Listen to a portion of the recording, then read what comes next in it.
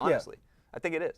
The game director of Final Fantasy XIII said of the mixed reviews, "We think many reviewers are looking at Final Fantasy XIII from a Western point of view. When you look at the most Western RPGs, they just dump you in a big open world and let you do whatever you like. It becomes very difficult to tell a compelling story when you're given that much freedom." Brian, can these guys just stop talking? First of all, Rich, can this be the last time we talk about Final Fantasy? I am so sick of Final Fantasy XIII news. Right, it's only just beginning, man. Square Enix needs to put a muzzle on these guys. They just basically called reviewers racist. And they made excuses again. It's too hard to make a compelling story. It's too hard. Where? I'm so sick of hearing these guys make excuses. I agree. Brian, look, I mean, these guys are idiots. Did you hear about the Final Fantasy VII remake? Oh my goodness. He legitimately said it would take 10 years. No, 11 to 14 11 to 14 years to remake a game that was already made because of graphics? Brian, these guys are missing something, some key point into how to making games. I know. Oh, the mouse. Oh, you use the mouse. I mean, this is ridiculous. But anyway, back to his quote. Two things about his quote. One, stop giving excuses for mixed reviews. Maybe some people just didn't like it. But two, I actually agree with his point. Yeah? Open world games, it's hard to tell a compelling story. Harder. Okay? Yeah. And I do not disagree with that. In fact, I wholeheartedly do agree. But I guess the one thing is that, going into an open world game, I think you know that, right? I don't think you're expecting a compelling story. I think you're expecting a compelling experience. I have no problem with him saying, it's a design decision. We want to make it linear to tell a story our way. I don't want to hear it's too hard. Yeah. I don't want to hear excuses. No, I agree. And can we just say something? Square Enix, I think they're the Roland Emmerich of video games. Yeah. Roland Emmerich directed Independence Day. Great movie. Yeah. People love that.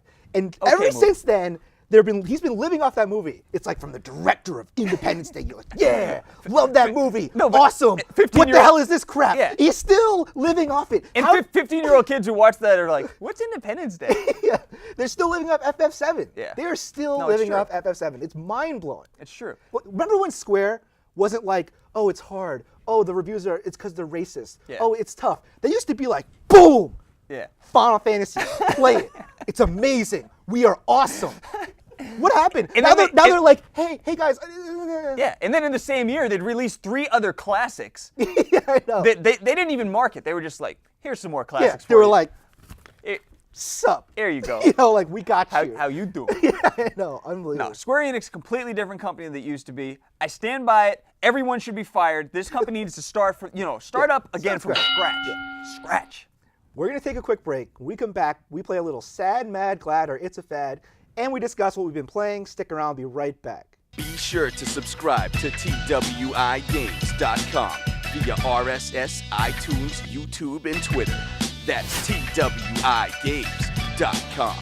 As you know, I've been working about 100 hours a week and haven't had much time to play any games over the past month. Brian, what have you been playing? Rich, I think we can wrap up the 2010 Game of the Year. It's Plants vs. Zombies on iPhone. It is phenomenal. Brian, you're the biggest PopCap fanboy I've ever seen in my I'm entire gonna life. buy a shirt. Are you Go serious? wear it around. It's like Magic meets tower defense meets time management game. It's so good. Meets like not that great of a game. What? Brian, I played it on the PC. I played it on the PC. Yes, it's fun. It's fun, Brian, but it's like, it's just addictive fun. See, you have an addictive personality. I don't, all right? So when games come out that are like, addictive, like the World of Warcrafts, the Plants vs. Zombies, stuff like that, I don't get it. I don't get attached to them. But you can at least admit it's phenomenally designed and one of the best. Phenomenally designed. Yes. It's so good. The pros and cons. It's a great type of game that you would like. Yeah. That's what I will say. Here's a question: do you think anyone wouldn't enjoy this game? Right here, Brian. Oh, please! No, you enjoyed it. You enjoyed it. You're just annoyed by my IGN-like hyperbole.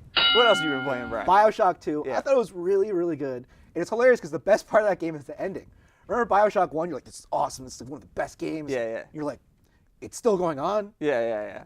What's with this ending? And it kind of left bad. This one's the opposite. It starts off a little slow and then boom, ending is That's great. good. No, that's good to know. You're going to love it. You know what your best part of that game, Brian, was? What? The fact that I'm working so much that you didn't even have to buy it. You wait for me to buy it and then you borrow it. What are you talking about?